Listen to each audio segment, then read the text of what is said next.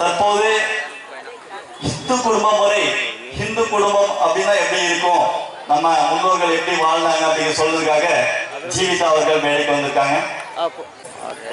இங்கு அமர்ந்துள்ள அனைவர்களுக்கும் பெரியவர்களுக்கும் என் வணக்கத்தை தெரிவித்துக் கொள்கிறேன்.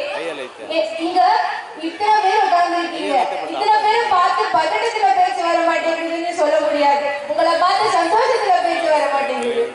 என் பேரு ஜீவிதா, நான் தேன்கனிக்கோட்டையில வந்திருக்கேன். இன்னைக்கு ஹிந்து சங்க குடும்பம் என்ற தலைப்புல நான் பேச வந்திருக்கேன். அதுக்கு முன்னாடி நம்ம ஹிந்து குடும்பத்துல ஒரு சில பழக்க வழக்கங்கள் இருக்கு. அது என்னென்னு ஞாபகப்படுத்திப்போமா? அதிகாலையில சீக்கிரமா எழணும், சூரியன் உதயத்திற்கு முன்னாடியே எந்திரிக்கணும். அப்படி எழுந்ததுக்கு அப்புறம் நம்ம வலது பக்கமா எந்திரிக்கணும். எந்திரிச்சுட்டு நம்ம உள்ளங்கைய பார்த்து தெய்வத்தை பேரை உச்சரிக்கணும். அப்படி எழுந்ததுக்கு அப்புறம் நம்ம ஒரு நாளைக்கு 1 மணி நேரமாச்சும் உடற்பயிற்சி செய்யணும். உடற்பயிற்சின்றது இந்த காலகட்டத்துல ரொம்பவே முக்கியமான ஒண்ணு. நாம காலையில ஆபீஸ் போறோம், ஸ்கூல் போறோம், ஆனா நம்மளுக்கு உடம்புக்கு தேவையான பயிற்சி கிடைக்க மாட்டேங்குது. அதனால காலையில 1 மணி நேரமாச்சும் நம்ம உடற்பயிற்சியை செய்யணும். உடற்பயிற்சி செய்த பிறகு குளிச்சுட்டு கோயிலுக்கு போகணும். கோயிலுக்கு போயிட்டு வந்ததுக்கு அப்புறம் வீட்டுல இருக்கிற பெரியவங்க காலில் விழுந்து ஆசீர்வாதத்தை வாங்கணும். உணவுன்னு பாக்குறப்ப நம்ம ஒரு நாளைக்கு 3 வேளை சாப்பிடுறோம் இல்லையா? அந்த 3 வேளை கூட நம்ம எல்லாரும் ஒன்னா உட்காந்து சாப்பிட முடிய மாட்டேங்குது. அதனால ஒரு நாளைக்கு ஒரு முறையாச்சும் நம்ம எல்லாரும் ஒன்னா தரையில உட்காந்து சாப்பிடணும். தரையில உட்காந்து சாப்பிடும் போது இந்த மொபைல் போன்ஸ் எல்லாம் தூரம் வச்சு போன் எல்லாம் ஆஃப் பண்ணிட்டு எல்லாரும் ஒன்னா உட்காரணும். டெக்னாலஜியை யூஸ் பண்ணணும், ஆனா ரிலேஷன்ஷிப்பை யூஸ் பண்ணிடக்கூடாது. அதுக்கப்புறம் நம்ம குலதெய்வம் இருக்கு இல்லையா, நம்ம எல்லாருக்கும் குலதெய்வம் இருக்கு இல்லையா? குலதெய்வம் சொல்ற போது ஞாபகம் வருது, வருஷத்துக்கு ஒரு முறையாச்சும் நம்ம குலதெய்வ கோயிலுக்கு போயிட்டு வரணும். இப்படிதான் எங்க காலேஜ்ல நான் ஒரு முறை பேசிட்டு இருந்தேன், வீட்டு சாமி அப்படின்னு. என் ஃப்ரெண்டு கிட்ட கேட்டா அவங்க வீட்டு சாமி என்னன்னு. அதுக்கு அந்த பொண்ணு சொன்னா, எங்க வீட்டுல வரிசையா ஒட்டிருக்கோம், என் சாமி போட்டோங்களா இருக்குன்னு. அப்படி இல்ல, உங்க குலதெய்வம் என்னன்னா அந்த பொண்ணுக்கு அப்படின்னு ஒண்ணு இருக்கான்னு கேக்குறாங்க. அப்பதான் நான் யோசிச்சேன், நம்ம பசங்களுக்கு நம்ம குலதெய்வத்தை கூட என்னன்னு சொல்லி தராம வளர்த்துட்டு இருக்கோம்ட்டு. நம்ம பண்டிகை பண்றோம் இல்லையா? ஒரு பண்டிகைக்கும் ஒரு அர்த்தங்கள் இருக்கு. அந்த எதுக்கு பண்றோம், ஏன் பண்றோம்ன்றது நம்ம குழந்தைகளுக்கு சொல்லி கொடுக்கணும். அவங்களுக்கு எதுக்கு பண்றோம்னே தெரிய மாட்டேங்குது. யாரோ ஒருத்தர் செத்ததுக்காகவா நம்ம தீபாவளி கொண்டாடுறோம்? செத்தது நரகாசுரன், ஸ்ரீகிருஷ்ணர் நரகாசுரனை சம்ஹாரம் பண்ணதுனால நம்ம தீபாவளி கொண்டாடுறோம். அயோத்தியால இருந்து ராமரும் சீதா மாதாவும் லங்கையில இருந்து ராமரும் சீதா மாதாவும் அயோத்தியக்கு திரும்பி வந்ததுனால நம்ம தீபாவளி கொண்டாடுறோம். இருளை நீக்கி ஒளியை ஏற்றுறோம். அதனால ஒன்னொன்னையும் நம்ம சொல்லி கொடுக்கணும் நம்ம பசங்களுக்கு. அந்த அதிரசம், தீபாவளி அன்னைக்கு அதிரசம் சொல்றோம் இல்லையா? எதுக்கு? ஸ்வீட் எடுத்து கொண்டாடுறதுக்கா? அதுக்கு மட்டும் இல்ல, இந்த அதிரசம்ன்றது இந்த கோல்டுனால நம்ம பாடியில இருக்கிற ஆயில் கண்டென்ட் இல்லாம போகுது. அதனால நம்ம அதிரசத்தை சாப்பிட்டுட்டு ஆயில் கண்டென்ட் எடுத்துக்கிறதுக்காக தான் அது பண்றோம். பட்டாசு வெடிக்கிறது சத்தத்துக்காகவா? பட்டாசு வெடிக்கிறது மழைனால இருக்கிற கொசுக்களை எல்லாம் புகையினால அழிக்கிறதுக்காக தான் பட்டாசு வெடிக்கிறோம். இப்படி நம்ம முன்னோர்கள் பண்ண ஒரு விஷயத்துக்குமே சயின்டிபிக் ஃபேக்ட்ன்றது ஒண்ணு இருக்கு. அது எல்லாமே நம்ம என்னத்துக்கு பண்றோம்னே தெரியாம பண்ணிட்டு இருக்கோம். குடும்பம்னு பாத்தீங்கன்னா நம்ம கலாச்சாரத்துல இப்போ நிறைய மாற்றங்கள் வந்திருக்கு. நம்ம கலாச்சாரத்தை நாமளே எடுத்துட்டு இருக்கோம். உதாரணத்துக்கு திருமணத்தை சொல்லலாம். திருமணம்ன்றது மங்களகரமான மந்திரங்களை ஓதி நாதஸ்வரத்தை வாசிச்சு தானே திருமணம் பண்றோம். ஆனா இப்போ நடக்கிறதெல்லாம் சினிமா பாட்டுகளை போட்டுட்டு திருமணத்தை நடத்துறாங்க. அது திருமணமா இல்ல கூத்தரங்கமானே தெரிய மாட்டேங்குது. இப்படி நாமளே நம்மளோட கலாச்சாரத்தை நாசம் பண்ணிட்டு இருக்கோம். இதே மாதிரி வீட்டுல பாத்தீங்கன்னா அப்பா பையன் இருப்பாங்க.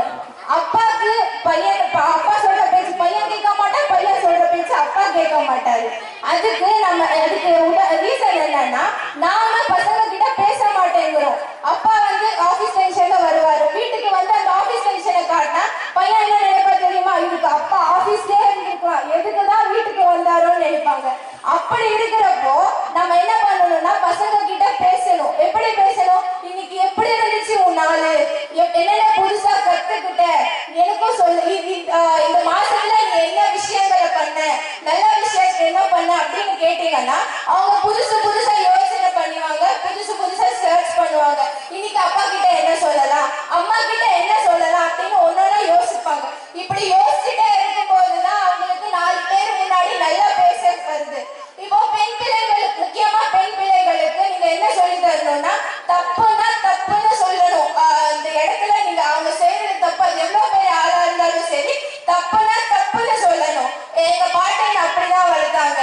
தைரியமா பேச கத்துக்கணும். அதுக்கப்புறம் இப்ப குடும்பம்ன்ற டாபிக்கு வரலாம். குடும்பம்னா என்ன? பெரிய பில்டிங்ல 3 பேர் 4 பேர் வாழ்றதா குடும்பம்? குடும்பம்னா அப்பா அம்மா தாத்தா பாட்டி சித்தப்பா சித்தி அத்தை மாமா அண்ணன் தங்கச்சி அக்கா தம்பி இப்படி எல்லாரும் சந்தோஷமா வாழ்றது தானே குடும்பம். எங்களும் அப்படிப்பட்ட சந்தோஷமான குடும்பம் தான். எங்களும் அந்த மாதிரி சந்தோஷமான குடும்பம் தான். நான் இந்த இடத்துல ப்ரௌடா சொல்றேன், பெருமையா சொல்றேன், நான் சங்க குடும்பத்துல வளர்ந்தவன்.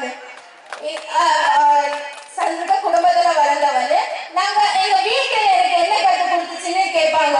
எங்க வீடு எனக்கு கான்பிடன்ஸ் கத்து கொடுத்துச்சு, எங்க வீடு எனக்கு கேரக்டர் கத்து கொடுத்துச்சு, எங்க வீடு எனக்கு ஐடென்டிட்டியை கொடுத்துச்சு. இதுக்கு மேல வீடு எனக்கு என்ன கத்து கொடுக்கணும்? நான் இவ்வளவு பேர் முன்னாடி பேசுறேன்னா அது ஸ்கூல்னால இல்ல, காலேஜ்னால இல்ல, எங்க வீட்டுனால வந்தது.